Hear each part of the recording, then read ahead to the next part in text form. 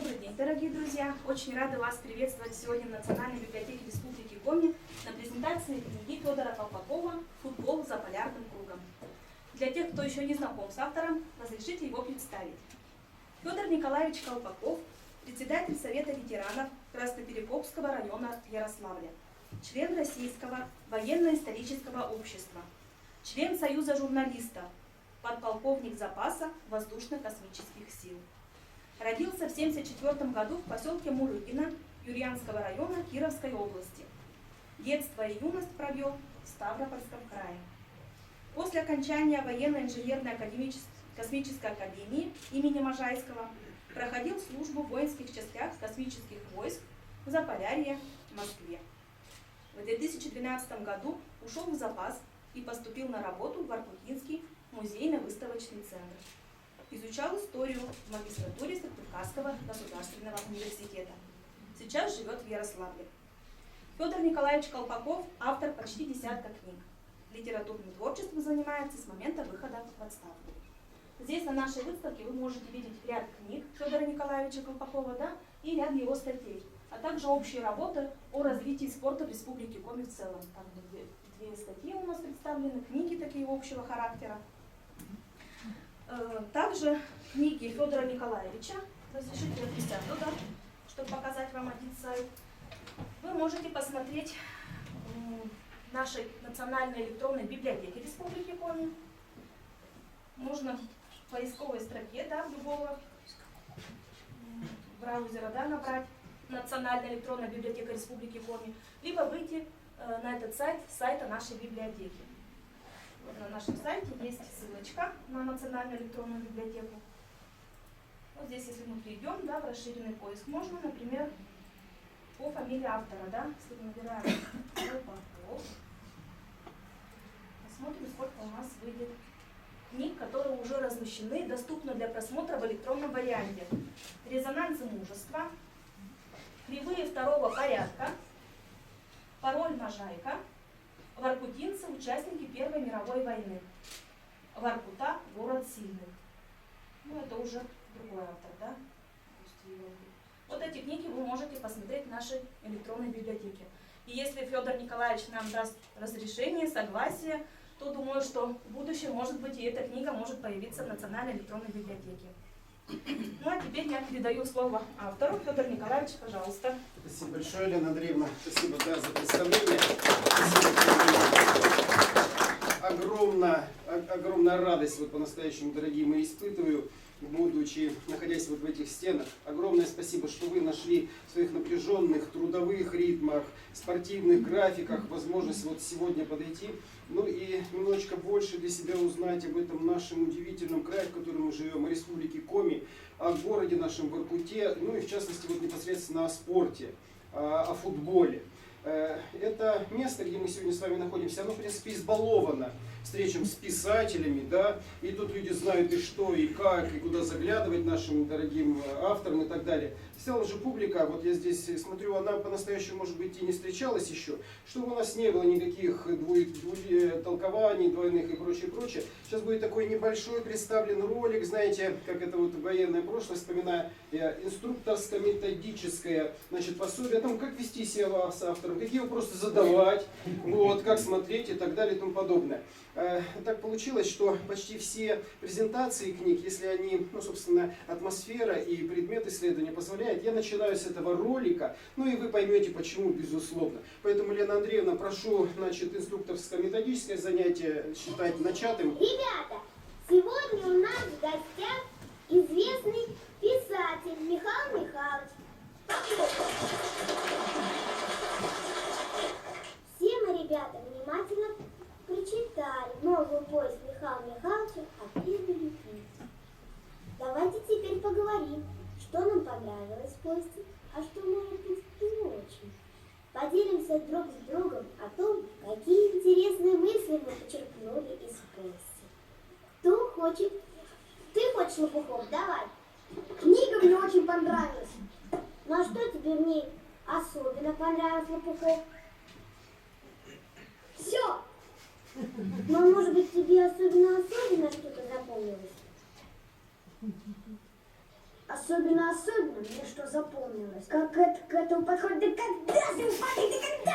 Это подпрыгивают, дурак, запарковывают, никогда же вы по морде в ухо, на тебя, сядь. Кто еще хочет? Давай ты, Плавинкин. Сюжет этого произведения произвел на меня огромное впечатление. Очень интересно выстроена композиция. Образная структура богата и разнообразна. Особенно автору повести о первой любви удалась кульминация. Как тот к этому подходит и как даст ему подык, а то ему в пятак, то ему по ногам, то ему опять подык, а то ногой когда, а то ему по чайку, и такой весь скачет, когда. Что вы наделали?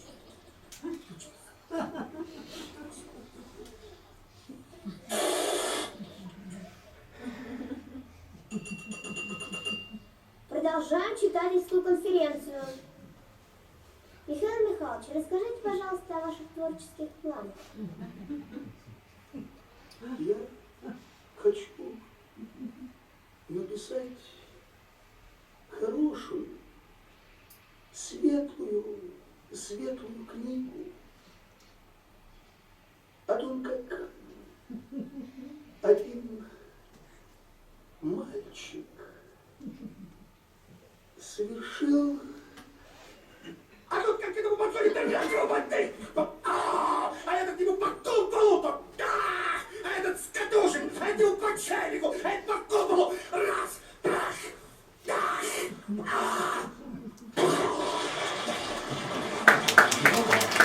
Такое вот, дорогие гости, методическое занятие. Теперь все понимаем, все знаем, какие вопросы задавать, как реагировать, если кто-то прикоснулся уже к творчеству. Можем четко понимать, что, какие меры градации у нас есть во всей этой вот нашей сегодняшней встрече. Вот.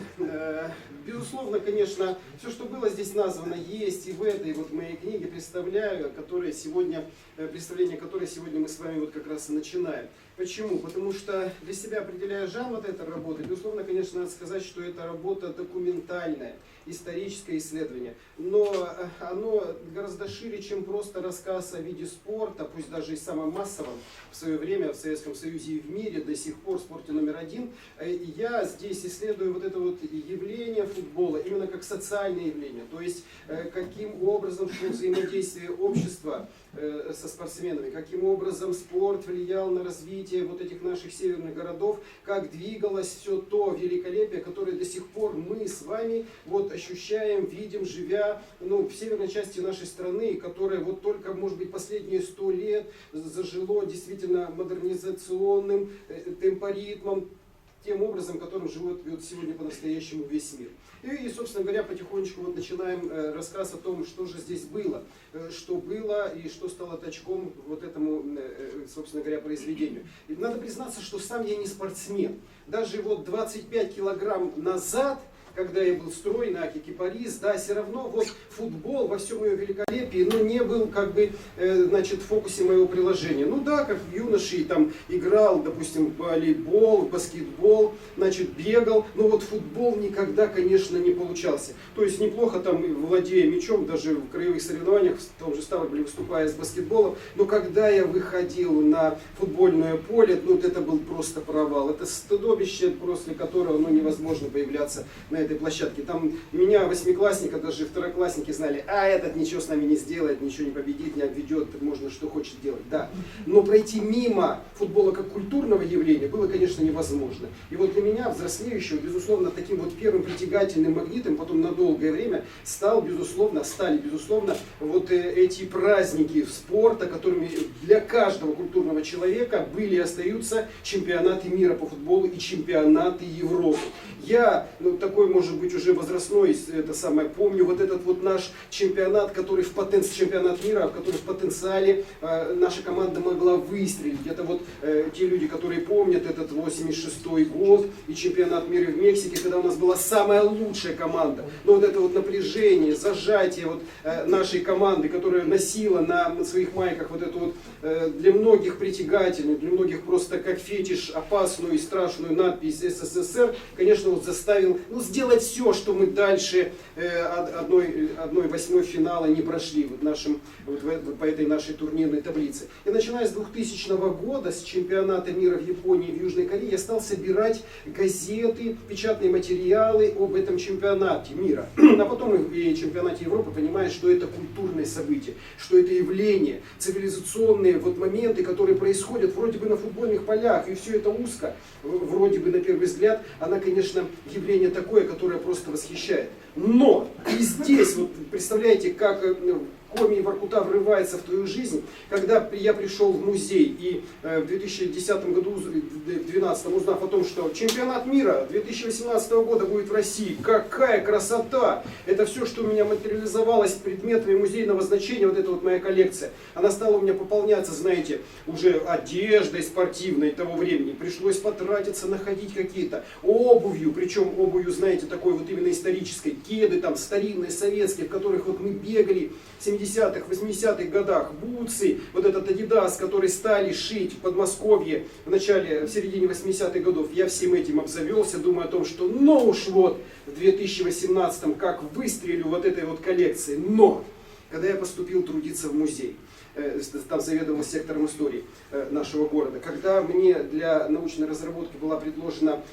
фотоколлекция наших фондовых, всех коллекций, это порядка 14 тысяч фотографий, негативов, погрузившись в историю воркутинского спорта, пусть меня никто не осудит, все, что было посвящено Мундиалю, я собрал, вся эта коллекция, и в двух огромных коробках почтовых, самые максимальные, которые были, я отправил в районный музей села, в котором вырос в Ставропольском крае. Потому что то великолепие, которое открылось в этом северном городе, где появление спорта номер один, который требует элементарно поляны зеленой, ровной, без снега, без торосов, без льда, без ветра, без ничего, ее там очень мало. И все это, оказывается, выстреливает, и воркутинский футбол поражает меня настолько, что я и даже не оглядываюсь, сколько денег потрачено на эту коллекцию, сколько мне это стоило нервов, усилий, искать форму рефери чемпионата Европы,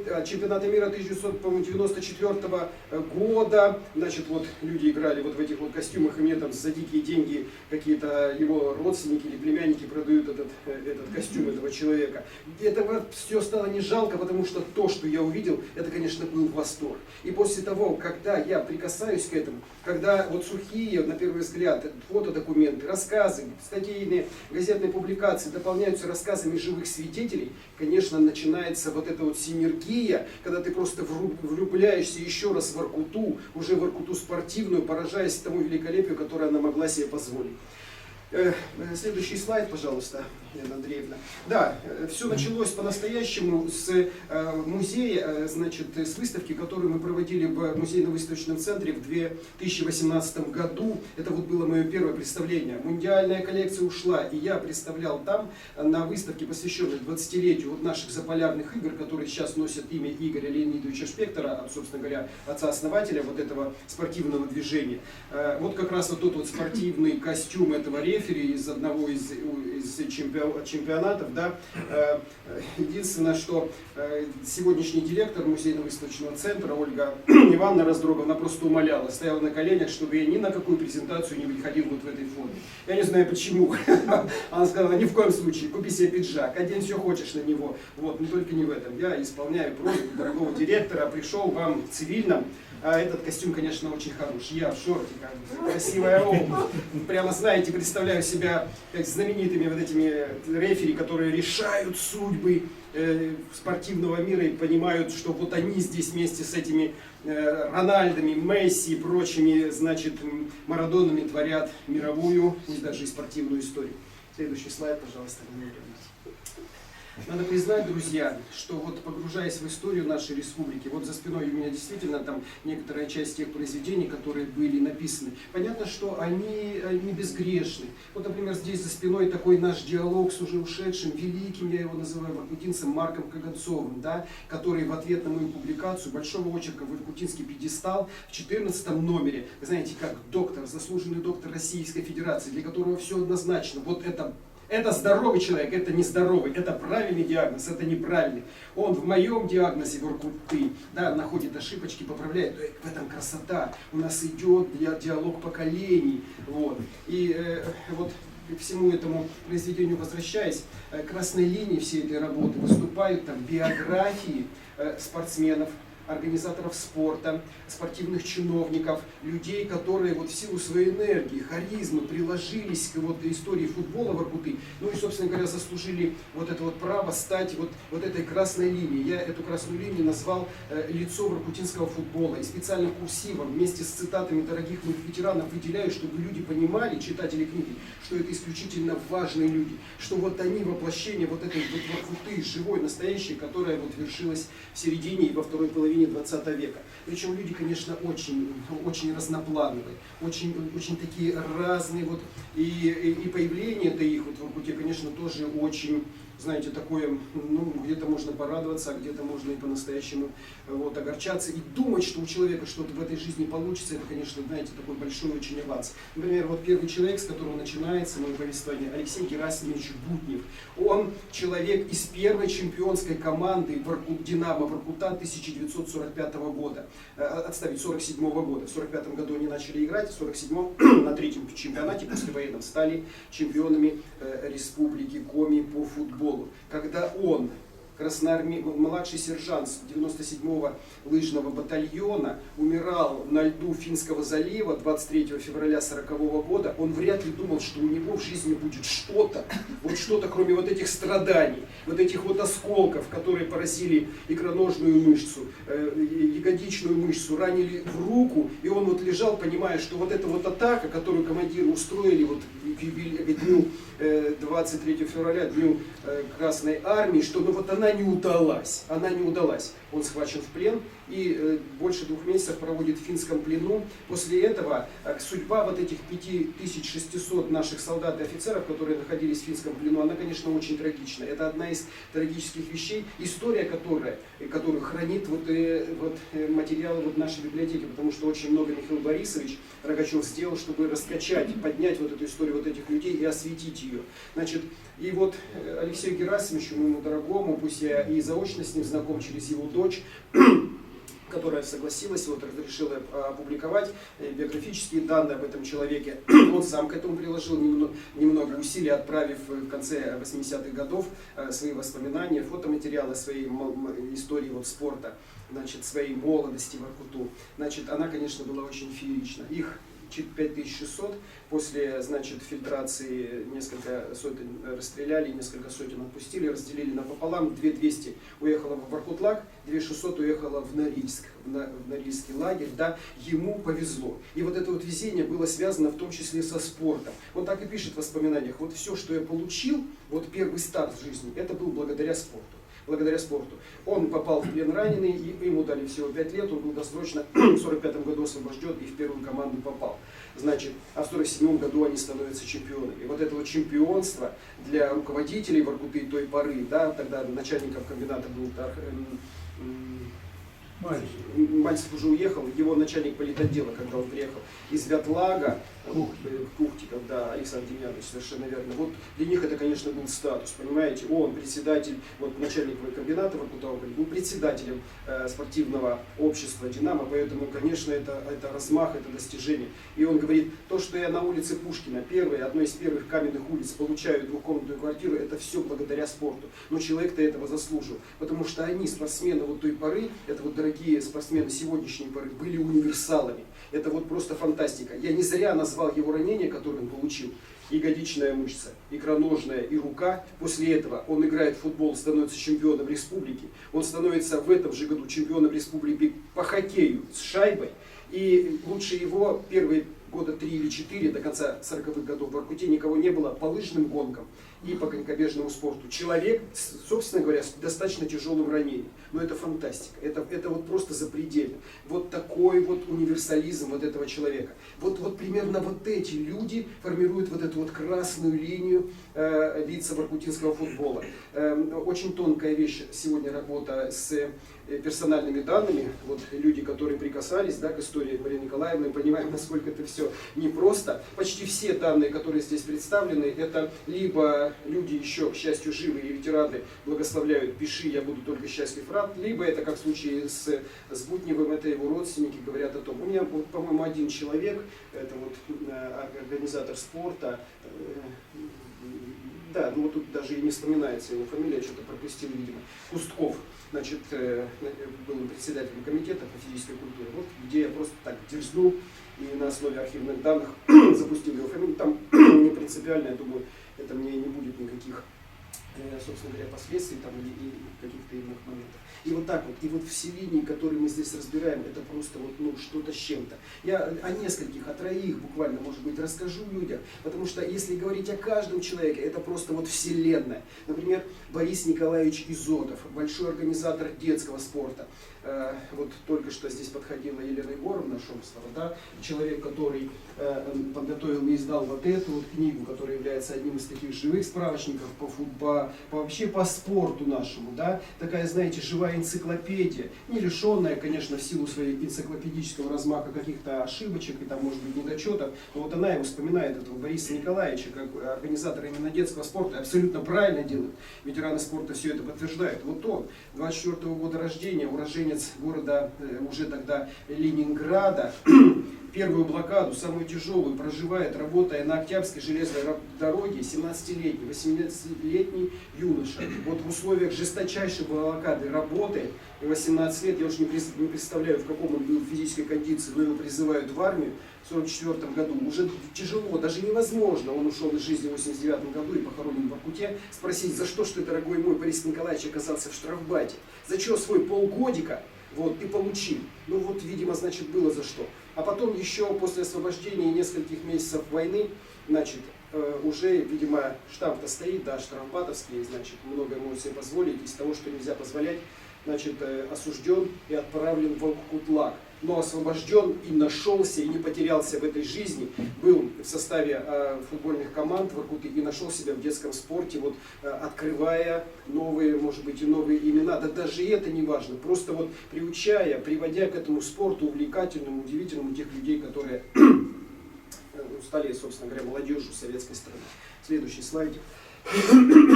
Вот она, прекрасная, восхитительная команда, о которой я говорил.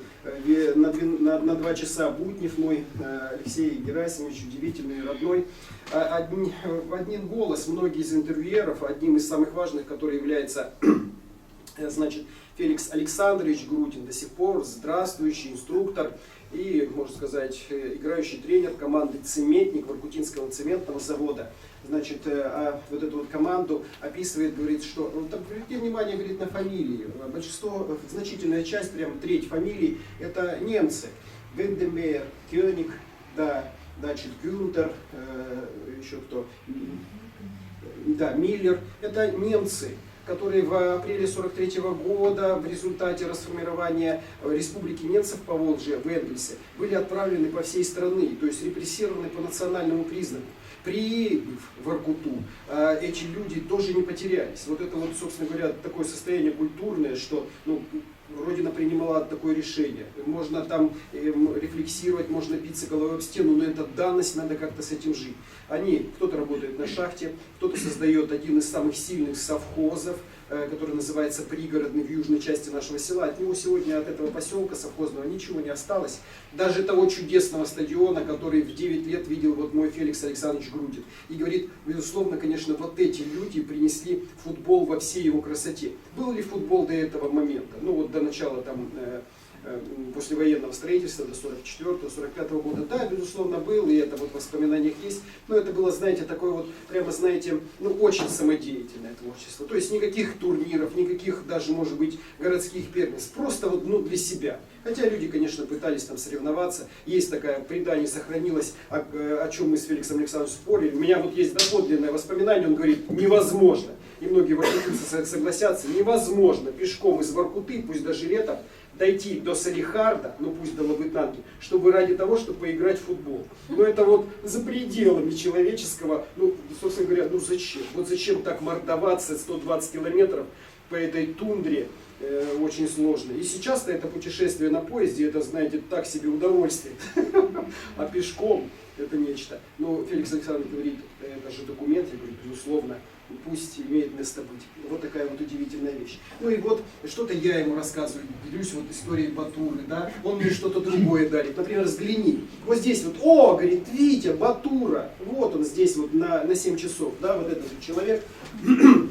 Сейчас, говорит, слушай, Федор, да, говорит, хороший игрок, значит, это самое, я, говорит, его знаю чуть-чуть в другом ракурсе. Он в Воркуте отказался после того, как его в середине 40-х годах взяли на гоп-стопе в Ленинграде. Он был первоклассным, профессиональным карманником, просто, знаете, феерически, ну, прокололся. И на старуху бывает проруха, отсидев на Лиговском проспекте в этом сером доме, его отправляют на Воркуту. Вот он обыкновенный уголовник, но молодой парень, освобождается, не потерялся, играет в футбол. И если когда-то ему, будучи в сером доме, он сидел на Лиговском проспекте, сказали, что Витя, ты свою судьбу закончишь в городе Сыктывкаре в ранге судьи республиканской категории по футболу и хоккею, он бы, конечно, не поверил, сказал, я с 2 ходками судья, это невозможно. Пусть и не федеральный, и не мировой, но сам факт, что, знаете, представитель вот этой вот диаспоры, вот этой прослойки общественной, вот, воровского мира стал судьей, пусть даже спортивным, но это не камильфо.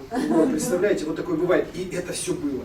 Вот. И вот этот человек вот же здесь жил, ходил по Сыктывкару и был таким достаточно серьезным специалистом, неплохим этим самым судьей, получившим даже вот разряд республиканского уровня. Это вот серьезное такое большое достижение. Вот они такие вот поколения вот этих вот первых наших футболистов. Бесконечная радость. Следующий слайд. Работа фондов нашего музея подарила мне, дорогие мои, вот такую интересную находку, значение которое может быть и не оценено. А может быть и не надо каких-то делать там больших оценок и так далее. Но вот этот листок, который раз в месяц выпускала редакция нашей газеты «Заполярье», которая называется «Динамовец Воркуты». Значит, в принципе, стоит признать первым специализированным спортивным изданием в Республике Коми. Вот ничего старше мне найти не удалось. Может быть, вот историки спорта скажут, что нет. Знаете, в 20-х годах зарождение спорта, когда проходило, были попытки, были какие-то листочки, да, и прочее, прочее. Ну, в этом красота поиска, в этом красота научного диалога, когда один исследователь говорит, у меня есть такое, а другой говорит, о, а мне посчастливилось за ящик чего-то там игристого найти в архиве другую совершенно информацию. Давайте мы с вами ее представим, поделимся. Вот такая вот интересная находка. О чем это говорит? Люди уже тогда понимали значение спорта, понимали, что это культурная составляющая. И вот те люди, которые помнят Воркуту, отмечающие первый день своего рождения городом, да, то есть 26 ноября 43 года, те, которые помнят 10-й год ее рождения, в 1953 году, они в памяти своей откладывают, что вот ощущение города в Воркуте давало, безусловно, конечно же, театр. Вот тот, который позволял прикоснуться к чему-то великому и большому, и, безусловно, конечно, футбол, который вот был интернационален, который из поселка либо села мог в одночасье превратить этот населенный пункт вот в нечто. И Воркута такой получалось. Значит, укрепление этого понятия, его развитие, формирование, оно, конечно, вот в большей степени проходило уже туда чуть подальше, к концу 50-х годов. Следующий слайд, пожалуйста. Да, Леночка, ну вот знаешь, вернись назад, дорогая, да? Об этом мы тоже скажем.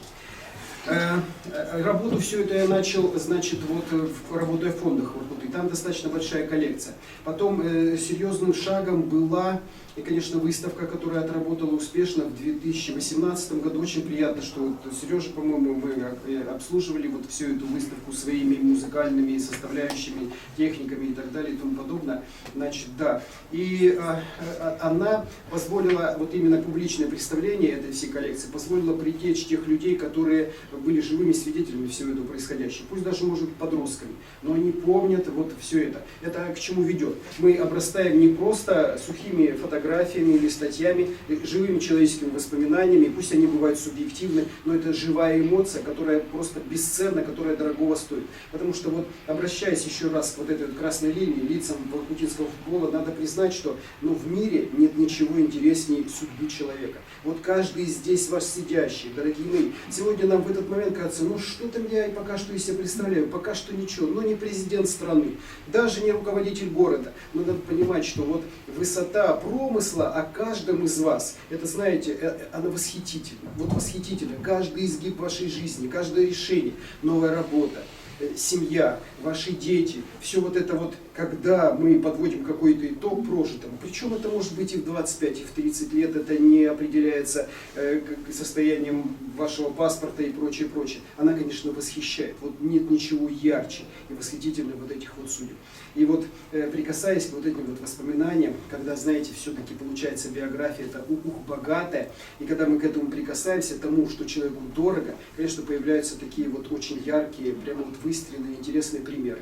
Одним из самых важных интервьюеров стал для меня Феликс Александрович Грудин, человек, который, ну, собственно говоря, вот с момента появления Воркуты. У него есть удивительная такая фишка, которую вот уже не купить никогда, не продать никогда, ни за что не взять. В паспорте у него черным по белому, дорогие воркутицы, в дата рождения написана вот такая вот циферка. Сейчас вникайте и сопоставляйте. Человек родился 26 ноября 1943 года. Представляете, он одногодок, однодневник Воркуты, он первый ребенок, родившийся в Воркуте в городе. Это ни к чему не призывает, но вот он это чувствует, он это сохраняет, он это вот все транслирует. И, конечно же, безусловно, футбол. Вот он, еще может быть пара-тройка интервьюеров, которые вот все это тонко чувствуют, для которого каждый день жизни это бесценная вещь, особенно если он говорит о днях уже ушедших. И вот Феликс Александрович, рассказывая вот о детских впечатлениях, там, 8-9-летним, придя однажды на этот стадион, который раскатали, которую тундры с кровью и потом вырвали немцы, трудармейцы, вот что говорит. Я увидел эту игру, этот футбол, и понял, что у меня в жизни больше не может быть ничего другого, только футбол. И он будет моим, больше ничего. И представляете, 80 лет человек остался предан вот этому своему детскому чувству.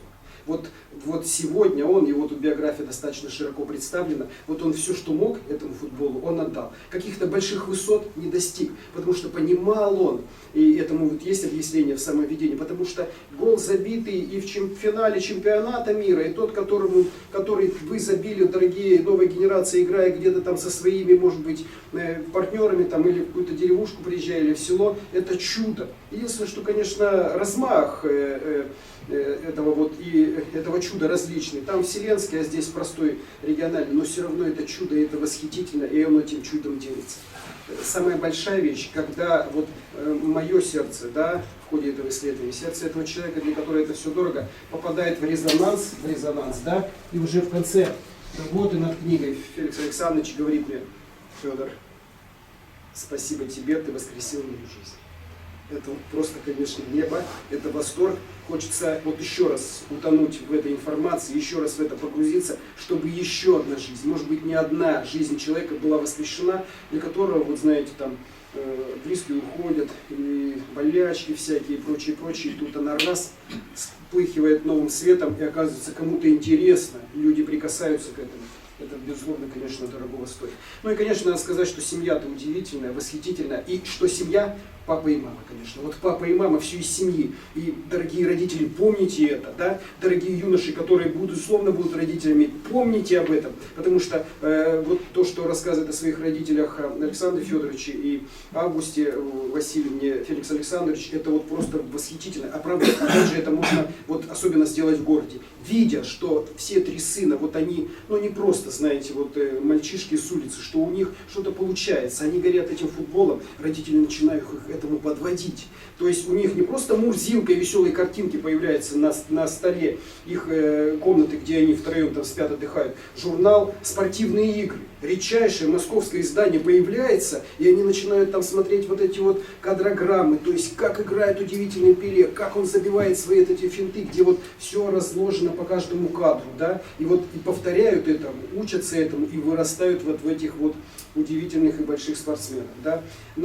Если говорить о спортивной составляющей, у Феликса Александровича есть младший брат, его зовут Игорь Александрович, он родился в июне 45-го года, они все рослые. Я когда к нему приехал, к Феликсу Александровичу в Воронеж, да, ему 80 лет, он в свои 80 лет на 1,5 головы выше меня. Вот. Я 1,70 м в прыжке, и он 1,90 м. Ну, вот, ну, в общем, это, безусловно, не мешает общению, где-то даже составляет такой диссонанс всего этого. Да. Значит, у него такого же роста его брат, он закончил Институт физической культуры, Балаховский филиал, тренерский. Сам играл в первой лиге «Спартака» московского в баскетболе, а потом стал тренером.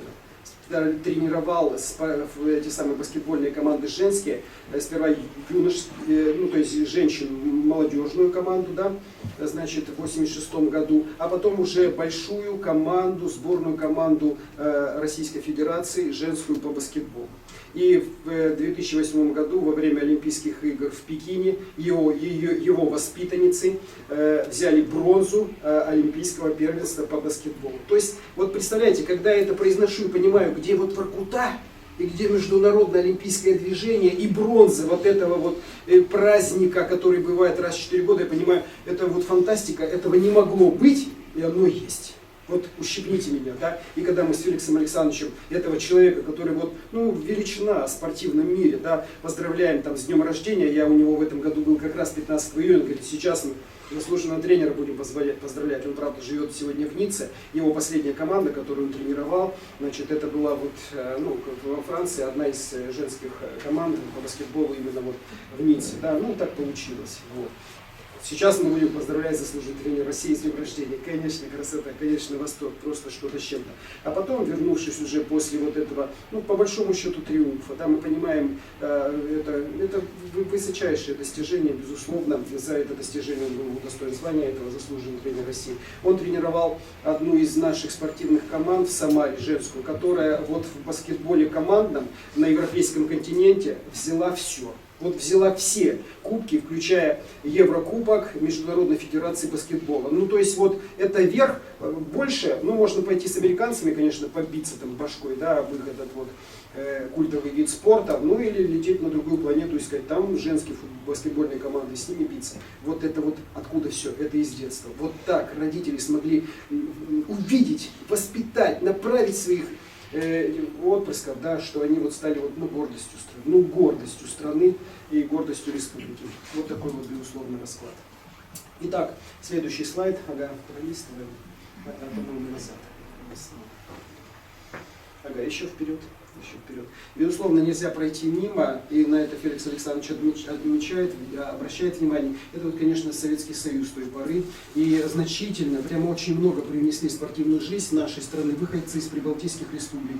Люди, которые, ну вот не по своей воле здесь оказались, но понимая, что вот эта вот жизнь, другой не будет, и жить надо здесь и сейчас, поэтому будем делать то, что мы умеем. И, например, один из самых памятных, Артур Данилович Пальги, он перенес в жизнь Воркуты, и сегодня это звучит как фантастика, большой теннис, да? Вот где сегодня Николаевич пойти поиграть в Воркуте большой теннис? Ну можно, Олимп, да? Но он когда появился, а он начал играть в 49-м году. Где там в 49-м году можно играть большой теннис?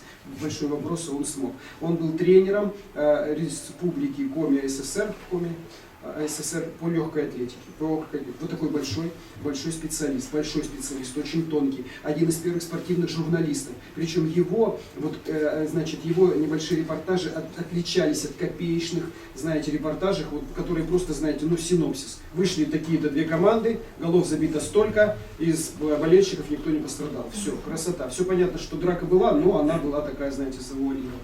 Вот. Или, например, вот Карл Мушке, литовец, да, он до того, как началась Вторая мировая война, входил в свою сборную своей страны по хоккею, то есть член сборной, пусть даже и такой небольшой Европейской республики, по хоккею. Вот такие вот величины.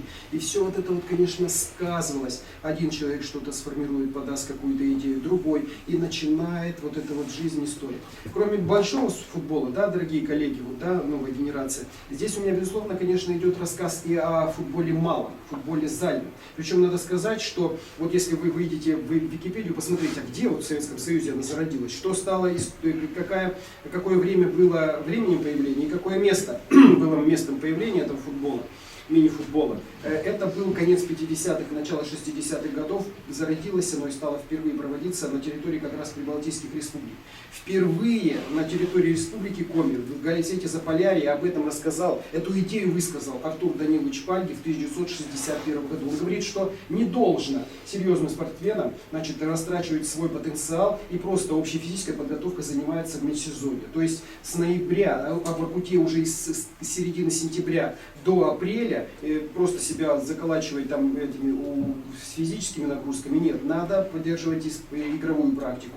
И говорит, неплохо, говорит, зал у нас есть, почему бы и нет. Небольшая команда, он, правда, не говорит еще о сегодняшнем составе, да, 5-7 человек, говорит, 7-8 человек, немножечко, говорит, другие правила, задумывается наверняка о том, что мяч должен быть иным, потому что футбольник, где большой, он, конечно, отличается, он разнесет там все эти конструкции залов того времени, да, то есть вот человек подталкивает. И потом Республика Коми вот у нас становится в силу вот условий среды, в силу того, что очень много у нас именно зальных видов спорта, плавание, борьба, художественная гимнастика и так далее, у нас спорт начинает развиваться. И я несколько слов об этом тоже продолжаю говорить. Представление и презентация вот этой книги у нас состоялась в Воркуте 4 февраля, и вот на этой презентации были люди, воркутинцы, которые были участниками первого экспериментального всесоюзного чемпионата по мини-футболу в 1989 году. Представляете? Я просто вот упивался радостью общения со зрителями, которые пришли к нам в выставочный зал. Но когда я произнес и представил им Николая Григорьевича Коломийца, который стоял на воротах команды «Смена», которая в 1989 году выходила, да, значит, его искупали в таких овациях, что я стал немножечко ревновать. Вот его славе, который он здесь вот испытал. Да, а он тоже очень памятный человек, воспитанник, пусть даже мальчишечка из «Спартака» московского, но вот надо играть, уехал в Воркуту. Значит, тоже очень живые воспоминания. И, да, и существует же у нас до сих пор, по-моему, приз лучшему форварду в мини-футболе Кости Еременко, да? Есть такая же штучка, по-моему, да? Он говорит, я же играл с Костей Еременко. И через секунду говорит, столько он меня поназаколачивал, просто бесконечно. Ну, вот такие вот были воспоминания. Я тут привожу, публикую пригласительный билет, который один из вот участников, их было двое, на моей презентации, Николай Коломеец и Наиль Сайдашев, которые вот они сохранили в своем архиве. Вот такие вот истории. Следующий слайд, пожалуйста. Это вот мои дорогие, бесконечно родные, Феликс Александрович Грудин и Игорь Александрович. Но даже вот фотография вот все равно передает ощущение, что это такие атлеты и русские богатыри. Безусловно, конечно, да. Следующий слайд, пожалуйста. Это вот команда шахты номер 1 капитальная. И здесь вот все официально, четко подтверждено протоколами, да. Лучшая команда Коми СССР и Северной зоны РСФСР в 1959 и 1960 году. Что происходит? Огромный город растет, приток, огромное количество рабочих сил, это все молодежь. Особенно после того, как заключенных массово стали освобождать, 1956 год у нас был вообще провал. То есть, представляете, когда зараз из комбината, вот сегодня однодневно, каждый день уходит по 400 рабочих. Вот сейчас 400 человек ушло, на следующий день с кем работать, там смены невозможно было сформировать. Вот такая была проблема. Поэтому дается молодежный клич, и значит по воинским частям, крупным соединениям уезжают эти самые покупатели, чтобы молодежь сюда привлечь. Кто-то оставался, кто-то уезжал. И тут никаких претензий, потому что Воркута кого-то принимает, а кому-то кажется, что это не место для жизни, да, и появляется молодежь, которая вот может здесь жить и работать. И со временем вот крупнейший, самый сильный коллектив, конечно, формируется вот здесь. И, значит, команда, которая, конечно, играла вот просто бомбически, да. Следующий слайд. Ой, нет, назад, Леночка, снова. Вперед. Ага. Это вот, безусловно, то, что стало украшением этого произведения, этой книги. Это вот игровые моменты. Причем их выхватить на пленочный фотоаппарат, это не так-то легко, представляете? Это не наши сегодня фотопулеметы. Нажал, и там 3 снимка в архив улетело, да? Когда их там кадров 36, а может быть 24, ты там вот так, это с такой ревностью нажимаешь на этот спуск, потому что второй попытки может быть и не быть, да? Ну и, безусловно, конечно, вот внимание это привлекает вот этот вот архитектурный объект в левом снимке, да, это трибуна Воркутинского стадиона, построена в 1946 году по проекту архитектора Льва Дмитриевича Самина, который сам проект, имеется в виду, в 1956 году вошел как образец деревянного зодчества в первое издание послевоенное Большой советской энциклопедии. То есть, представляете, академики, редакционная коллегия Большой советской энциклопедии, фундаментального академического труда говорит, что там, в Заполярье, для всей страны показан пример. Вот лучше, чем они там, стадион построить просто невозможно. Феерическая вещь. И вот иногда у ветеранов, конечно, встает такая вот, знаете, печаль и боль, но надо сохранять. Но опять же, вот как это сделать, да? Пока она используется, живет, безусловно, это можно. Но вот когда деревяшка приходит в негодность, ну как ее заменить? Это надо огромную любовь иметь, которая вот, ну, может быть, не у всякого руководителя бывает. Поэтому вот в памяти у нас осталось, как пример она осталась, и это, конечно, безусловно, восхищает.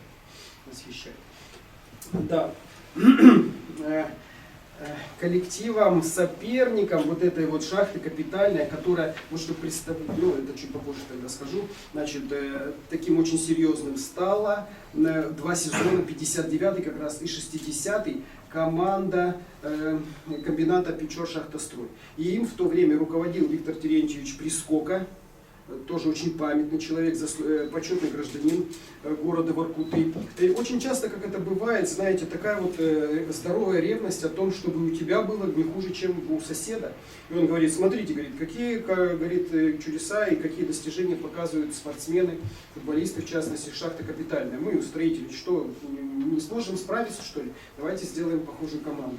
Понятно, что каких-то своих спортсменов находит. Но здесь пошли, как это часто бывает в спорте, по пути наименьшего сопротивления. Почему бы не найти человека, который собирается доигрывать, например, в московском «Торпедо», или в «Крыльях Советов», или в «Динамо»? Можно же? Конечно, можно. Поэтому Феликс Александрович, которому вот в 1959 году было 16 лет, он вспоминает и говорит, вот эти 2 сезона коротких, спортивных, футбольных, в Воркуте играло 2 московских команды. Вот шахта капитальная, набранная из вот этих вот рекрутов и волонтеров, и команда шахты ПШС, в которой играли, ну вот, например, просто на память, там, Владимир Лебедев, член сборной команды Советского Союза, футболист московского «Динамо», у которого диагностировали тяжелую болезнь. Уровень, конечно, состояние этой болезни позволяло ему играть уже в первой лиге нашей, классе А. Поэтому, жить-то надо, денежки надо зарабатывать. И вот он поехал в Воркуте спокойненько, там свой сезон отыграл, радуя зрителей, которые просто визжали от восторга, как видели вот этот вот футбол столичного уровня. Это был, конечно, безусловно, восторг. Вот этот вопросительный знак, который поставлен здесь, он не случайный. Путем же пыток, вот, приставаний к ветеранам не удалось обнаружить фотографию с командой вот этой вот шахты, комбината Печор-Шахтострой. Почему? Это, еще раз напомню, это был буквально 1,5 сезона. То есть вот и сезон это у нас с июня по начало сентября. Ну и вот я понимаю, что эта фотография есть. Вот она есть, ее не может не быть. Но вот пока что она мне не встретилась, не попалась. Если когда-то будет, вот у вас это самое найдете, вдруг обнаружите, дорогие мои, но не пройдите мимо.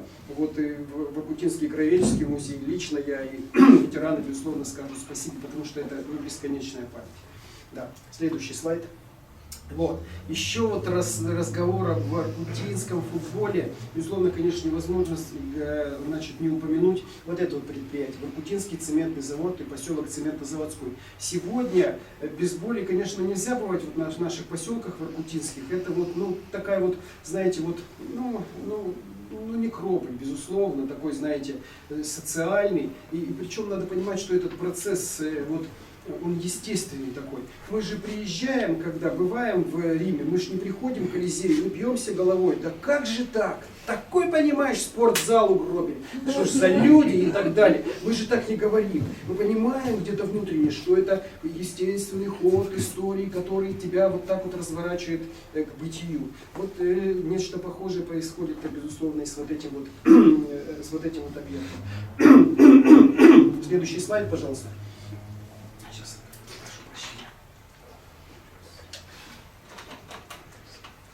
Вот 2 человека, без которых невозможно представить футбол того времени. Один из них просто магиканин. И его тяжело называть организатором спорта, Александр Федорович Алексеев.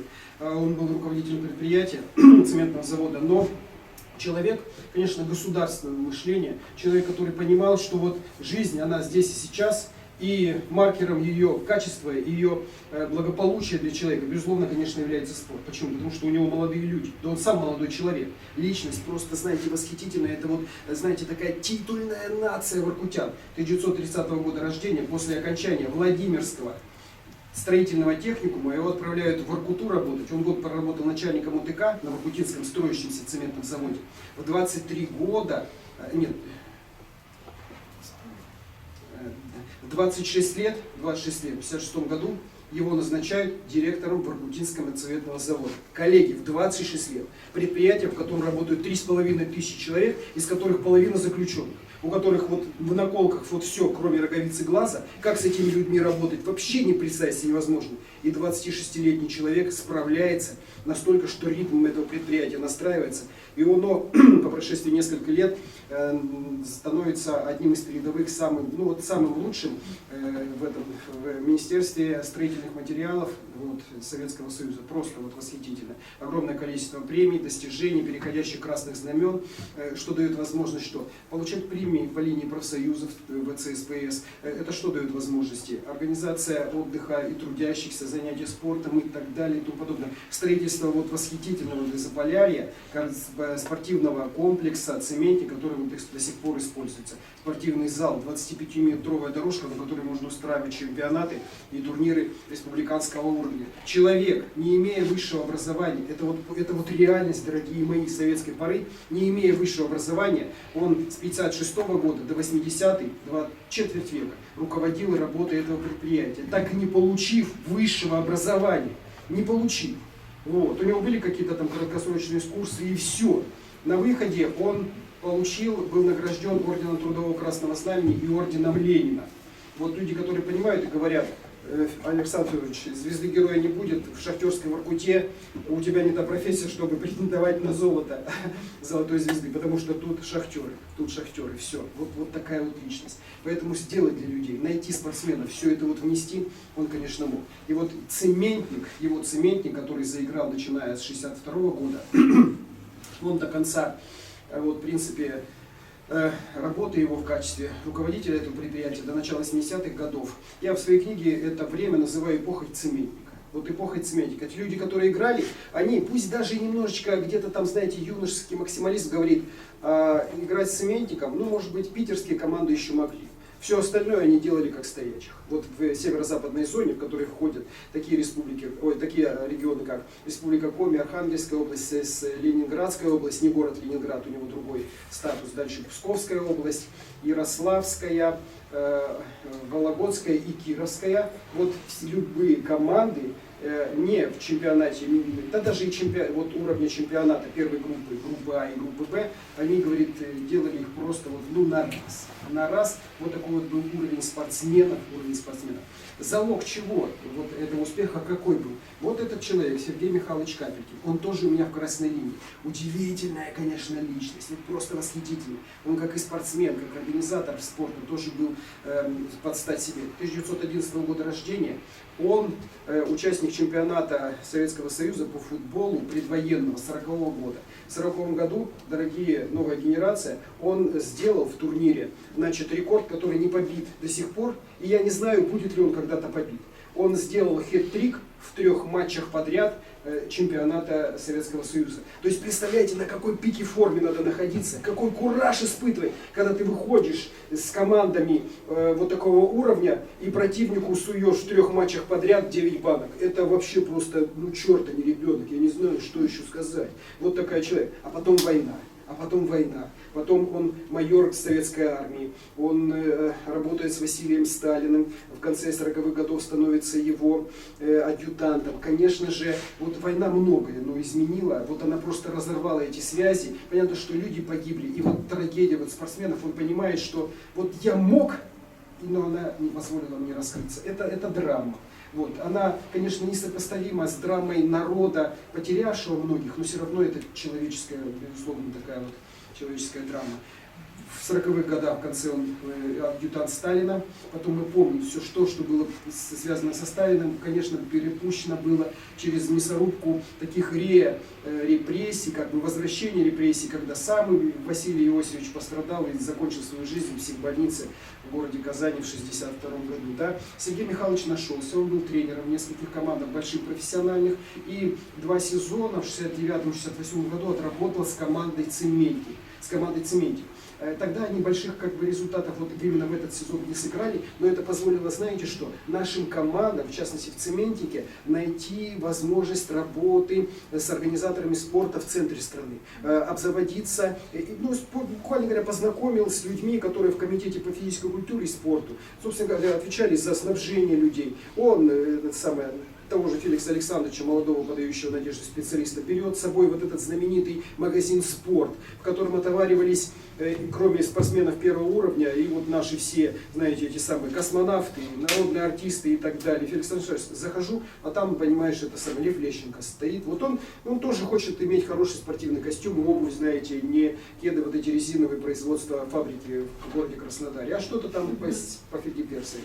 И все это вот получается. Вот, безусловно, это тоже важно. Это формирует вот, образ команды. Когда ты не в колхозных, я извиняюсь, семейных трусах выходишь, а вот как вы сегодня, дорогие, новая генерация, в стильных костюмах со своими корпоративными знаками сидите, это, конечно, говорит о том, что вы не шарашки на конторе. Ну, это приятно. Тут никаких иллюзий, да. И вот он все вот это вот смог настроить. Вот, все это было. Следующая группа, и вот вслед за ним, видя вот это вот настрой руководства Воркуты, и за ним и потянулись вот эти люди. Вот просто читаем даже, Тимаков Олег Михайлович, они вот все с 68 года по конец 70-х поработали с «Цементником», кто-то 2-3 года, кто-то 4, да. Тимаков выступал за московский «Спартак», 2-кратный чемпион СССР, 3-кратный обладатель Кубка СССР, работал тренером в московском клубе «Локомотив», Совет Пресс, потом у нас. Жарков Виктор Иванович играл в «Торпедо», в «Локомотиве», ВВС, главный тренер клуба «Знамя труда», но чуть поменьше. В 63-х возглавлял молодежную сборную Вьетнама, потом преподавал в РУДН, кандидат наук, руководитель кафедры физической подготовки. Ну, то есть, представляете, это тоже, конечно, значимо. Нечаев Владимир Павлович играл в составе московского «Торпеда», а мы вспоминаем московское «Торпедо», то это кто? Это Хомич, это Владимир Яшин, это самое, поправьте. Да. Стрельцов. Да, ну то есть вот люди, которые, знаете, номер 1 вот в нашем футболе, да. Вот такие вот спортсмены. И это вот, конечно, восторг. Вот все это формирует. И представьте, вот детвора, тот же вот Феликс Александрович, он рассказывает, в 10 лет, а может чуть постарше, я написал письмо, это самое, в Москву. Причем, наивный ребенок, 10 лет, чего там из Воркуты. И так и написал. Москва, стадион Лужники, капитану сборной команды Советского Союза по футболу Игорю Александровичу Нетто. Игорь Александрович, такая вот, значит, ситуация. Спортом хотим заниматься, материалов нет, пришлите какую-то методичку, как вот играть. Хотим играть, прямо вот это самое, спасу нету. И вот представляете, он говорит, через некоторое время, может быть, сам Игорь Нетто, кто-то там его помощники, в Воркуту по адресу он додумался написать, приходит, вот действительно методичка, с наилучшими пожеланиями. Дорогой Феликс, все правильно, правильный путь жизни, иди вперед, вот тебе методичка там, как играть, на что обратить внимание при подготовке и так далее и тому подобное. Он вот до конца, сколько мы беседуем, говорит, такая чайка где-то, переезжая сперва из Воркуты в Сыктывкар, из Сыктывкара в Воронеж, вот где-то потерял вот эту вот методичку, но это, конечно, говорит, вот просто что-то с чем-то, просто, говорит, невозможно. Вот хотел отложить на потом, но есть у этого рассказа продолжение. Вот, значит, они к нам, эти чемпионы в составе команды ветеранов сборной Советского Союза приезжали с 1964 года до середины 80-х. И вот представьте, уже повзрослевшего состояния Феликса Грудина, да, в 30 лет, когда он сперва в команде соперников, а потом, увидя его игру, ребята, вот эти вот ветераны, тот же Стрельцов, Нетто, да, говорят, ты, Феликс, хорошо играешь, поиграешь за нас. И он выходит играть на нашем поле в юбилейном стадионе в Воркуте в составе команды, где играет Игорь Нетто, человек, которому десятилетний писал письмо с просьбой рассказать о футболе. Это вот просто восторг свинячий. Я бы лежал просто без сознания, вот дрыгал ногами от удовольствия, а Феликс еще умудрялся играть, там какие-то голы забивать. Это просто что-то нечто. А в товарищах у него в этих играх в 2 раза был Эдуард Стрельцов и вот эти вот люди, о которых я рассказываю. Это небо. Это вот небо, и тут никаких иллюзий быть не может. Следующий слайд, пожалуйста. Это вот Тот вот цементик, который восторг, который вот просто что-то с чем-то. Надо понимать, что команда не профессиональная, хотя вот здесь есть люди, игравшие на высоком уровне. Да? Смотрите, что происходит. Человек в профессиональной команде заканчивает играть, чувствует, что ну, пик уже пройден, а есть семья, надо кормить, надо подыскать такое, чтобы работа была, ну такая, знаете, посильная, не у многих там есть хорошие профессиональные какие-то навыки, да, ну там слесарь, еще что-то, водитель, и чтобы, ну, доход-то был, собственно говоря, и футбол. И начинают, вот особенно с южных наших регионов, там, с Украины приезжают люди, которые только что вот закончили играть там в Карпаты, Львов, или там судостроитель в Николаеве была отличная команда. 1, 2, 3 приезжают, их, конечно, с ними сразу все понятно, они сразу определяются, берешь протокол какого-нибудь первенства, там, города Воркуты, а в протоколе написано там написано, что 2-й, 3-й разряд, не знаю, сейчас пишут или нет, спортивный, да, а там у 2 человек стоит, мастер спорта, я думаю, откуда? Это вот, мы понимаем, что это ли чемпион страны, либо 2-е место, либо в кубке они были серебряными и золотыми обладателями золотых медалей. Вот такие вот люди играют, вот они такие есть. Это команда людей, которые вот работали профессионально где-то там, причем многие из них даже заслужили больших таких отличий именно спортивных. Там, например, такой Валерий Смирнов, он стал заслуженным работником Республики Коми. То есть вот спорт спортом, но он на этой своей печи 25-метровой, которая обжигает вот этот шарголит, чтобы из него сделать цемент, он так работал, что вот наш президиум Верховного Совета Коми говорит: отличный человек, дайте ему медаль, награду, чтобы он знал, что его мы любим, ценим. Вот такая вот вещь. Да, значит, и вот что вы представляли. Важнейшим турниром для любительских команд, вот, коллектива физической культуры, был такой, значит, в советской поре турнир «Миллион». Ветераны еще его помнят. Весь Советский Союз делил, нет, РСФСР делилась на зоны. Дальний Восток, Восточная Сибирь, Центральная Сибирь, Западная Сибирь, Поволжье, Нижнее, Верхнее. Мы играли в северной зоне, состав, который я уже писал, с Архангельска до Киевской области. Значит, команды, которые победили в кубковых первенствах своего региона, не просто, например, чемпионы Республики Коми по городам и районам. Нет, там другой момент. Каждый коллектив предприятия выдвигает свою команду, и они по кубковой схеме, с разъездами, с 2 этими самыми кругами играли, и ты становишься, тогда называлось обладатель кубка облпрофсоюза Республики Коми, становишься обладателем кубка. И ты выходишь на уровень вот этого своей зоны, где встречаешься с лучшими командами своей зоны, с ними играешь и соревнуешься. На пике своего развития в 1979 году Цементник, став в очередной раз обладателем Кубка Республики Коми, значит, играл в финале Кубка Миллионов и вошел в 10 лучших команд РСФСР. Чтобы вы представляли, дорогие спортсмены и гости, себе размах, вот когда этот чемпионат Кубок Миллиона начинался, в первом туре во всех регионах нашей страны количество команд было 25 тысяч штук. Из 25 тысяч команд вот наши попадают Божьей милостью, своим талантом 10 лучших. Это, вот я не знаю, что надо делать, как надо любить эту игру, а ей отдаваться, вот грызть вот этот вот гранит. Там вот драматические вот истории разворачиваются, да. Следующий слайд. Очень сильным соперником, вот, знаешь, Леночка, проясни, пожалуйста. Очень сильным соперником, один из серьезных, был у них другая команда, Локомотив Воркута. Это такой тоже, знаете, спортивный проект, который появился вот из-за ревности руководителей нашего объединения, Воркутинского отделения Северной железной дороги, которые говорят: а мы еще хуже. Причем ветераны вспоминают, что вот появление этой команды, оно было такое, знаете, ироничное, даже где-то комичное. Отделение Северной железной дороги подводит итоги за год, выступает инструктор по физической культуре, у него крохотный доклад, он должен сказать об успехах или там об каких-то проблемах и так далее. И он выступает, а ему хочется доложить, ему хочется порадоваться, говорит: наша команда ездила, значит, в поселок Сивую Маску, ну, известный же центр спорта в нашей республике, там 670 тысяч этих, каких тысяч, просто жителей, они мечтают заниматься спортом, да, там на поляне на какой-то, очищенной от пней, проводился чемпионат. Он говорит, в сути нашего анекдота, какой говорит: мы, говорит, заняли там 3-е место, все говорят: бронза, отличный результат. А сколько было команд играющих? 3. И тут просто, знаете, разыгрывается драма.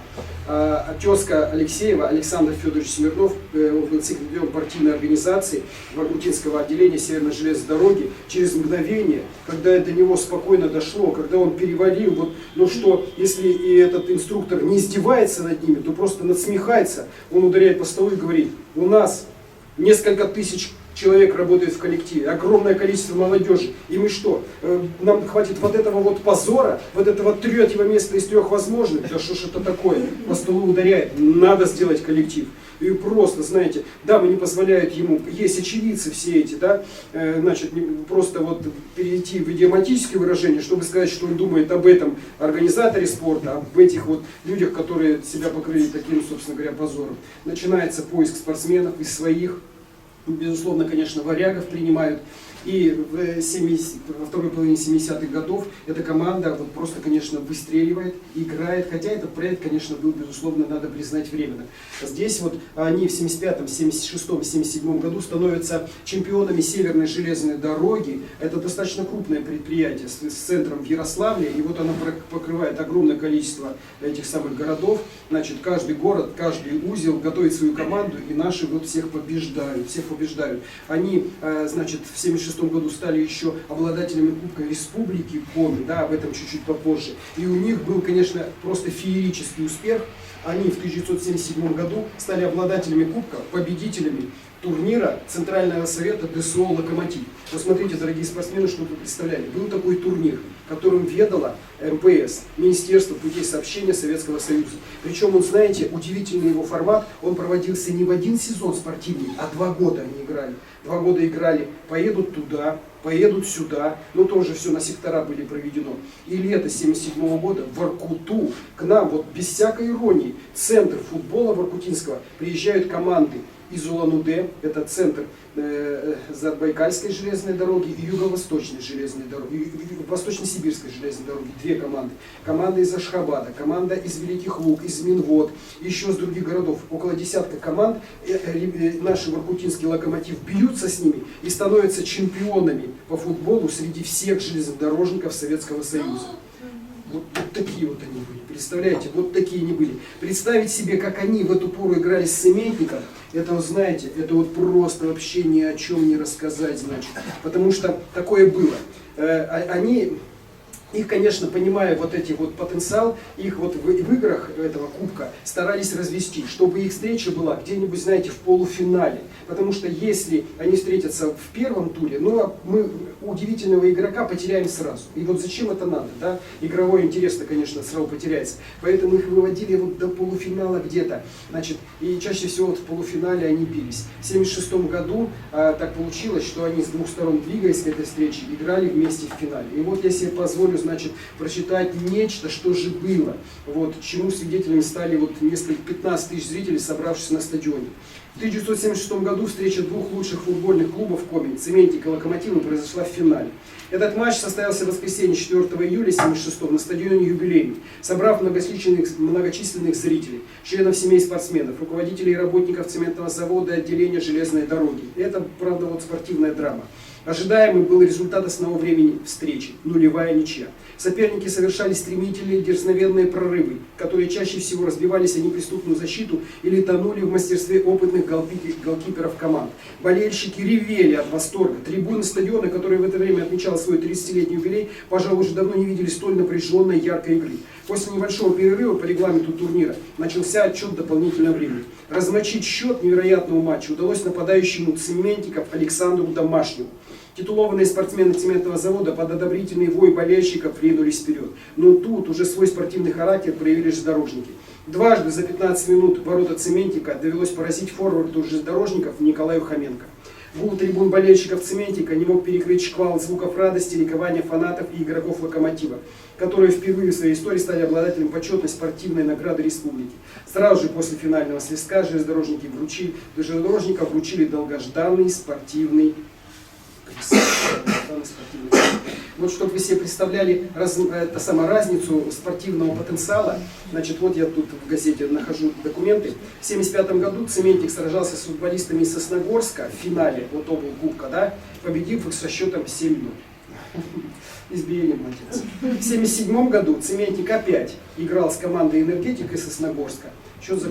Матч закончился со счетом 9-2. Ну это вот, конечно, просто издевательство. Так нельзя. Вот такая вот история. Это, конечно, просто нечто, вот эти вот команды. Вот сейчас, Леночка, назад верни, пожалуйста. Вот, одним из, собственно говоря, творцов вот этого чуда стал Валерий Журавка. Вот на черно-белом снимке. Значит, он приехал как раз из этого самого судостроителя Николаева. К этому времени он уже был мастером спорта в составе команды, по-моему, «Желтые воды» в Украине. Он был победителем этого самого первенства Кубка Украины, и было ему присвоено вот это вот, ну, для спортсменов это, конечно, запредельное. Для командного вида спорта, мастер спорта, но это было серьезно. Очень вдумчивый тренер, очень вдумчивый, много сделал для спорта, для Воркутинского. Потом вернулся к себе на родину, Уже в постсоветское время стал заслуженным тренером Украины, поработал и в иностранных командах, ну, правда, это команда бакинская в Азербайджане, но сам факт. Свою команду созданную довел до победы в Кубке Украины и, конечно, вот очень-очень-очень много сделал. Большой тренер, очень вдумчивый и такой по-настоящему человек. И вот его сын Алексей Журавка. Вот он показан здесь на вот этой каталке. Так получилось, ну, бывают вот такие жизненные драмы. Он инвалид детства. Даже вот когда отец приезжал на 4 года в Воркуту, Алексей оставался там на Украине, потому что ну не место, конечно, для больного ребенка, тогда он был вообще подростком. Вот эти вот наши условия, да. Ну и как отец, вот Виктор тоже, Валерий тоже, конечно, был по-настоящему образцом. Нормальным человеком воспитали. Его сын Алексей был руководителем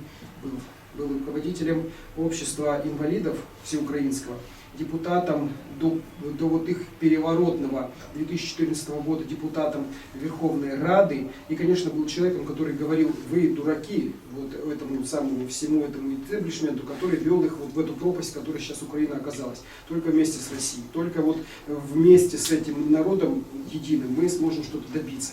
Поэтому, конечно же, вот после 2014 года он был под таким жесточайшим прессингом, за ним смотрели.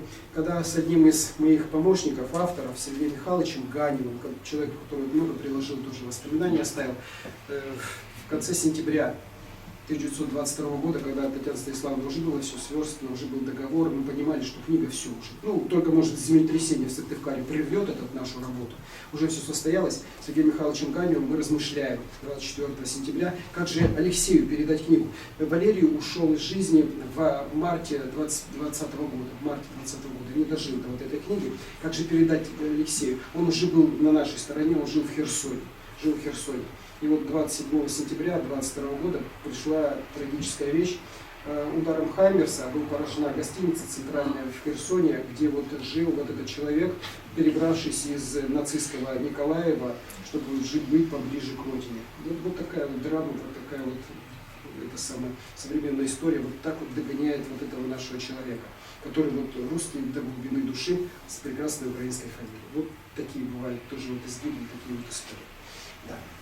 Дальше листаем. Виктор Николаевич, может быть, еще несколько позитивных моментов, и, наверное, да, будем заканчивать уже, собственно говоря, финал. Значит, рассказывал я о том, что, или нет, уже, ладно, драму те, кто книгу приобретут, смогут там рассказаться, потому что были истории, да, вот это, с чего я начал, а он ему поддых, а он это, и это было в Воркуте. Народ простой. Ты видишь, что судья сегодня утром он пьет пиво с командой из Инты, а вечером она выигрывает в спорном матче. Что же сделать? Конечно же, бутылкой из-под вина разбить голову этому судье. Здесь вопросов, тебя все поймут. Это синопсис такой. Остались и такие истории. Бесконечными памятником и праздником остались вот эти вот встречи. Вот на них мы, пожалуй, закончим. Возможность приглашать вот эти вот команды людей, которые остаются образцами для спортсменов. Просто, знаете, такими вот бесконечными легендами. Это началось с 1964 года. Первый раз приехали, но это, правда, дубль был спартаковский. А потом с 1964 года регулярно на юбилей шахт приезжают люди, которые, вот, собственно говоря, узнаваемы. И вот здесь вот это самый четвертый слева стоит этот самый наш Эдуард Стрельцов. Там, вот, на память всех не вспомню, но в книге перечислены все, кто когда-то хотя бы раз появился в нашей земле. Там есть уникальные люди. Вот как вот мальчишечка мне не выйти на футбол и не поиграть, не прикоснуться к этому к футболу, когда на воркутинской земле играет, например, Николай Тищенко, олимпийский чемпион 1956 года в Мельбурне, который оставил вот просто, знаете, спортивный подвиг на века. В финале играли наши с сильной командой болгар там в Мельбурне, бог те где, на другом конце планеты. Матч очень напряженный, идут прямо ноздря в ноздрю по нолям, да, значит, и ему вот во время спортивного эпизода он падает и ломает ключицу. Ну, вещь, конечно, такая, что и без ключицы можно играть, но когда она у тебя сломана вот тут, я не представляю, как играть. И вот он, представляете, вот силу воли этого человека, этого спортсмена, ему руку фиксируют вот эти вот доктора, приматывают пинтом к этому телу, и он с переломанной ключицей доигрывает дополнительное время, потому что по регламенту еще тогда замены нет. И ты уходишь, играют -1, и шансов против болгар вообще не остается. И он, вот этот вот живая легенда, играет, дает еще результативный пас, после которого наши забивают болгарам и выходят в полуфинал, где делают югославов и становятся впервые в истории нашей страны олимпийскими чемпионами по футболу. И это человек, про которого мы все знаем. Но знали как? По радио, газеты, может быть. Вот он приезжает в Воркуту, и к нему можно подойти, к нему прикоснуться можно, человеку, который играл. Это же нечто что-то, это просто запредельно. Я уж про Стрельцова не говорю. Вот, дай, Леночка, следующий слайд, да? Там вот, нет, вперед. Ага, так, это вот наши мини-футболисты, вперед, ребятушки. Еще, значит, убрал я список. Там еще был такой, значит, спортсмен, на память не вспомню, тоже украинская фамилия. Значит, они летели в такой товарищеский матч из Киева в Норильск. Там тоже были команды, это характерно. Непогода, приземлились у нас в Воркуте, и на цемзаводе играет он. Человек, который играл в команде «Старт», которая вошла в историю нашего отечественного футбола в матче смерти с немецким Люфтваффе летом 1942 года, когда они играли в Киеве на стадионе, на центральном, вот с этими сборной командой немецкого ВВС, собрали наши. Половина команды была потом расстреляна, замучена в концлагерях. Он вот последний, доживший до 90 лет, вот тогда еще в 60-х, достаточно молодой человек, приезжал поиграть вот это самое с нашими воркутинскими спортсменами. Но это тоже, конечно, вот восторг. Вот это вот, конечно, прикосновение к легендам, оно и формировало в молодежи вот это вот желание играть. А потом, если какие-то выдающиеся получались, конечно, результаты, но это и хорошо. И большим, конечно, моментом стали турниры памяти, турниры солидарности. Вот я их несколько здесь привожу. Первым из них в 66-м году, в 67-м году стал турнир памяти Петра Федоровича Ирахова. Он был руководителем Коми-Комсомола. В 66-м году, летев из Воркуты в Сыктывкар 14 февраля, их Ил-18, там дефект, родовое проклятие, машина этого типа, в 40 километрах от Печоры, они разбились, он погиб. Это был лидер комсомола, Саморода, который, вы знаете, ветераны, которые еще живы, Таков Леонид Яковлевич рассказывает. Он говорит, если в феврале, в декабре он сказал, пойдемте купаться, мы, говорит, пошли. Все бы 10 тысяч, которые были в этот момент на стадионе. Вот так вот умел человек зажигать. Пошли бы купаться в Прорубе в декабре в Воркуте. И вот, чтобы память сохранилась, делаются вот эти турниры. Они до конца 90-х годов работались. Он был и общереспубликанским, и городским. Ну и какие-то турниры поменьше. Например, вот наши спортсмены, пусть это даже городской, значит, уровень, да, ветераны Афганистана, коллеги мои, значит, организовали турнир памяти Николая Николаевича Красоткина. Житель нашего этого самого Алмирью, 19-летним парнем призвали в Афганистане, там он был механиком-водителем БМП. Вот. За 2 месяца до дембеля погиб, удостоен 2 звезд, 2 орденов Красной Звезды. Ну, пожалуй, единственный из наших вот воркутинцев, призывников. Вот такая. Как не почтить память, как не сохранить вот это вот удивительное наследие. Разговаривать об этом предмете можно бесконечно, дорогие мои. Поэтому, значит, я буду потихонечку заканчивать. Безусловно, вот что еще такое у меня вот есть сегодня обязательство, да, обязанность. Надо сказать, что при всем желании, при всем объеме тот, который есть, эта книга не получилась бы без коллектива Коми республиканской типографии. Я очень рассчитывал, что ее генеральный директор Анна Викторовна Чуракова сегодня здесь будет. Татьяна Станиславовна, передайте ей, что она назначена крестной мамой этой книги. Вот, потому что я, когда обескураженный, расстроенный после нашей, Андрей Николаевич, неудачи, когда Министерство национальной политики сказало нам, когда мы обратились из фонда о поддержке культуры, у вас это самая печать не той формы, это самое и так далее, не можете вы участвовать в этом, денежек мы вам не дадим. Пришел такой весь растерянный и расстроенный, будучи здесь на последней предвыпускной сессии в университете, пришел вот к коллегам с этим вот рукописью. Анна Викторовна посмотрела, полистала, значит, сказала, в какие двери стучать не надо, даже пальцы не отбивай, а в какие двери надо постучать, они откроются и все получится. Я прямо здесь, находясь в Сыктывкаре, написал письмо в эти двери, вот, на что мне был ответ, мол, Петр Николаевич, для вас все что угодно.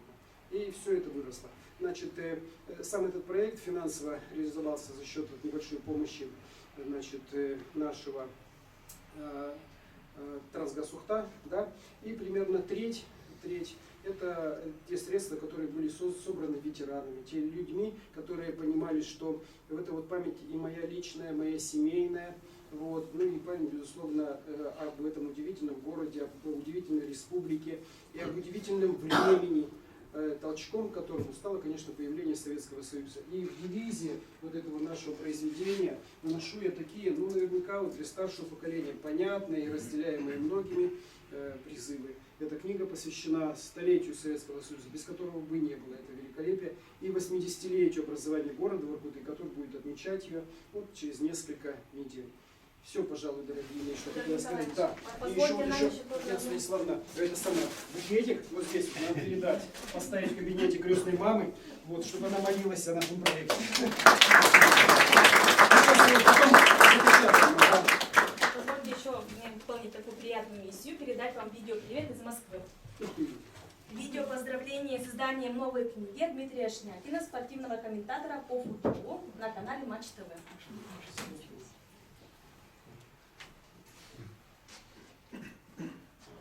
Федор, привет, это Дмитрий Шнякин, комментатор Матч ТВ. Возьму на себя такую роль, поздравляю от футбольного сообщества с написанием книжки «Футбол за полярным кругом». В принципе, все, что делается за полярным кругом, делается с немалым трудом, поэтому уверен, что немало сил стоило создание вот этого проекта.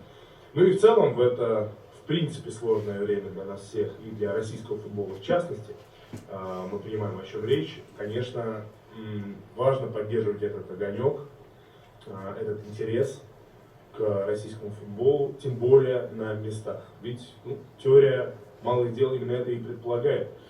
Так, глядишь, и в том числе подобными книжками, да, подобными работами мы сделаем наш футбол лучше. Поэтому пожелаю только удачи и, как принято говорить у писателей, главное, чтобы был каменный зад, да, была усидчивость и была возможность и дальше писать и работать. Для этого, конечно, нужно терпение. Так что удачи и поздравляю. Спасибо большое, очень неожиданно. Несколько историков спорта вот взяли, да, обратились ко мне и получили вот эту книжку. Это тоже было неожиданно.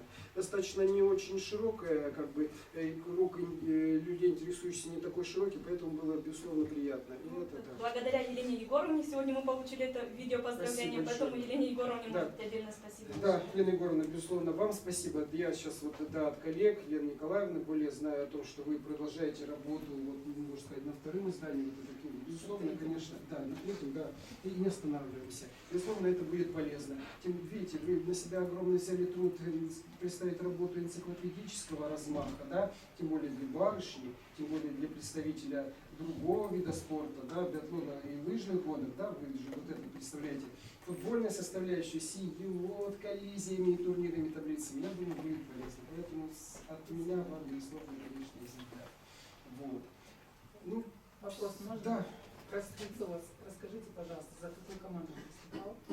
Вот знаете, это самое. Я даже вот, ну, собственно говоря, погружаться так как-то глубоко не погружался. Хотя Феликс Александрович настаивал. Он как футболист настаивал, что ты расскажи, вот кто как бил, кто как забивал. Я говорю, уже вот потом, когда я ему представил, говорю, Феликс Александрович, это просто невозможно. Формат книги не позволяет. Тем более у меня как бы прицел такой, именно социальная роль. Я больше добивался, как фильм финансировалось, какие делались усилия вот именно такие финансовые. Ну а вот, безусловно, конечно, сегодня, и вот люди вспоминают, что образ, конечно, Стрельцова, он был притягательный. Это вот несколько человек такого вот уровня, которые притягивались со страшной силой. Это вот, безусловно, конечно, Стрельцов и Владимир Высоцкий. Тяжело вот найти было человека более популярного, чем вот эта двойка. Играл он, если память мне не изменяет, но в московском торпедо, да, вот тут, по-моему, и он, по-моему, не изменял своему клубу, вот, даже после того, как у него вот, ну, жизнь сделала вот такой крутейший, такую трагическую так, поворот, связанный с вот, уголовным преследованием, дело, которое до сих пор покрыто тайной и так далее.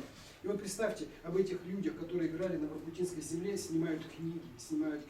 Там этот Игорь Нетто, Петр Дементьев. Вот совсем недавно вышла Тем более надо понимать, что произведения, посвященные спорту, либо фильмы, посвященные спорту, это сложный жанр. Ну вот сняли о турнире московского «Динамо» в 1945 году в ноябре в Лондон, да, 11 молчаливых мужчин. Ну это же красота, это же невозможно вот смотреть вот без слез, вот как они все это там играют, наш футбол в этом туманном Альбионе, когда играют с командой, там, с этим самым Манчестер Сити, они жестко играют, судья удаляет игрока, но туман, и он через 3 минуты возвращается и играет уже это самое инкогнито там. Ну, то есть, это, конечно, красота. Все, пожалуй, дорогие мои, спасибо вам за готовность.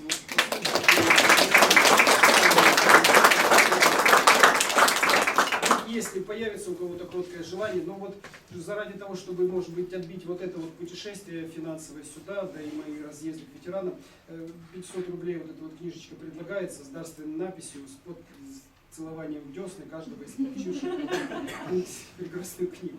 Ну, все, да. Спасибо большое за внимание, спасибо большое за увлекательный рассказ.